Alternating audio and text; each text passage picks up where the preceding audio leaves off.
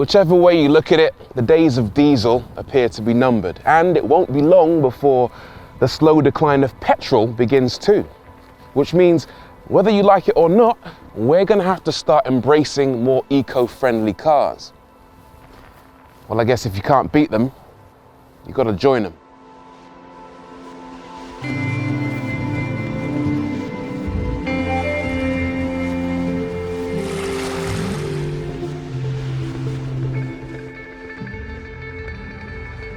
This is the Lexus UX, a small urban crossover that gets its power from a part electric, part petrol hybrid powertrain.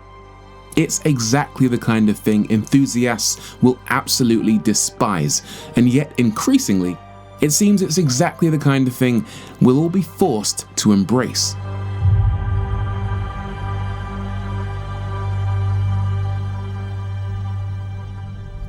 This thing is aimed at the kind of person that wants a slightly upmarket daily driver that's also easy on the eye. And to me, they've done a really good job with it.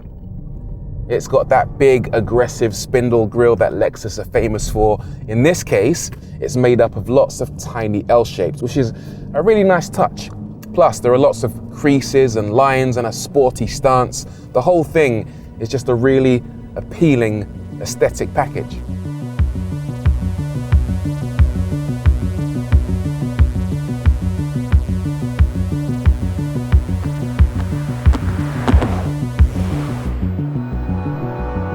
It's also really clever inside. Top models get snazzy red seats, a really nicely sculpted dashboard, and lots of premium touches, including a high-end Mark Levinson sound system with a 13-speaker array, amplifier, and sub in the boot. It's also tolerably practical, with good rear leg and headroom, despite the boot being a bit on the small side.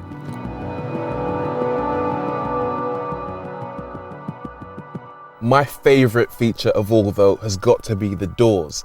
Lexus reckon they've worked with neural scientists to analyse the level of satisfaction people get from the sound of doors closing. And they think they've come up with the finest, most satisfying, most reassuring door close noise in the business.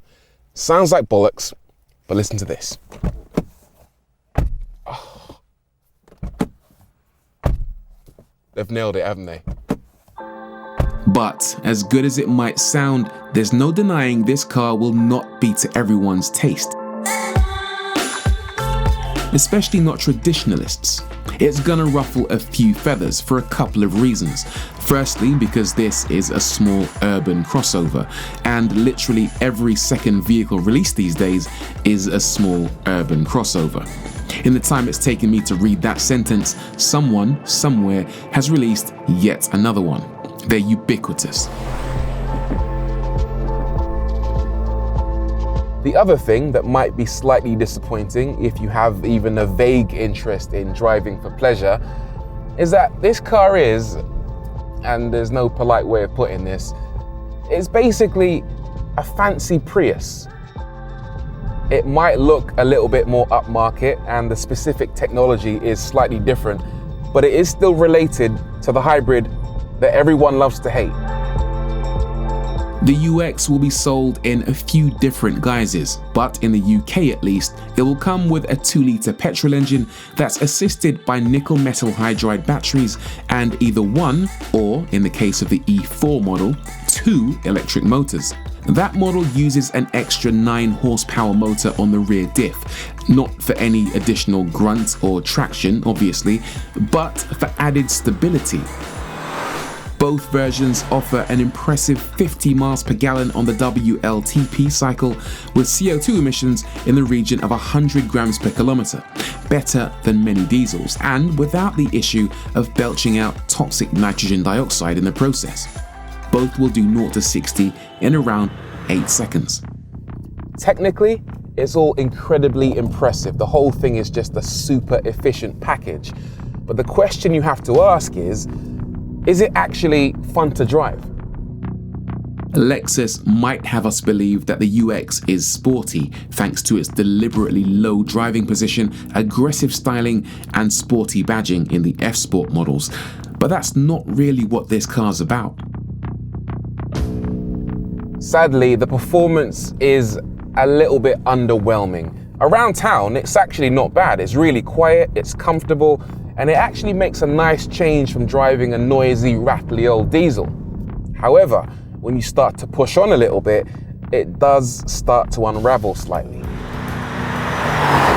The biggest problem is the fact it uses a CVT gearbox, which is absolutely awful. Not just this specific example, it's just awful in general. The way it delivers its power, it essentially turns the car into what sounds like a big hairdryer, and it's just not a pleasurable experience. On paper and from a standstill, the UX does perform reasonably well, but in the real world, it's just a little bit disappointing. What it lacks, I think, is that big slug of torque that you normally get in a diesel car. This does have electric motors to back it up, but they don't seem to give it that same amount of punch, particularly coming out of a corner. The engine sound is also a massive problem. Again, that's down to the CVT gearbox just droning on. Lexus has tried to combat this in some way by installing what they call the ASC, Active Sound Control, which is essentially lots of fake noises coming from the car's speakers. There's no huge problem with this, except in this case, it's just really badly executed. The noise from the speakers is completely different to the noises you get from the real engine and the sound coming from the car's electric motors. For example, when you accelerate hard, you can hear the engine gradually going up through the revs. At the same time, you hear the ASC pretending to change gear as if it had a proper manual gearbox, and the whole thing just sounds almost like a badly dubbed movie.